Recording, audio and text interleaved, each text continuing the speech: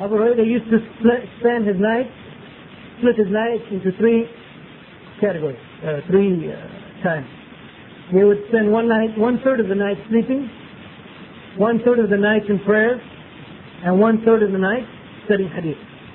So Abu Hurairah was, even from that time, known to be studying hadith, passing on hadith literature, and even among the Sahaba he was known to pass on, and sometimes more than the other Sahaba, because this was his life.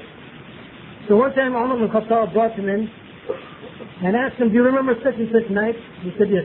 He said, do you remember what the Prophet ﷺ told us on that night? He said yes. The Prophet ﷺ said, "Man kadhaba alayya," this hadith, that whoever intentionally says something wrong in my authority, he shall take his fate in the hellfire. But when Umar al-Khattab saw that he had, that was clear in his mind what the Prophet ﷺ said, he told him to go and narrate hadith, because he wanted to make sure that Abu Hurairah is being careful about narrating hadith. And he remembered the warning of the Prophet Muhammad ﷺ about narrating hadith.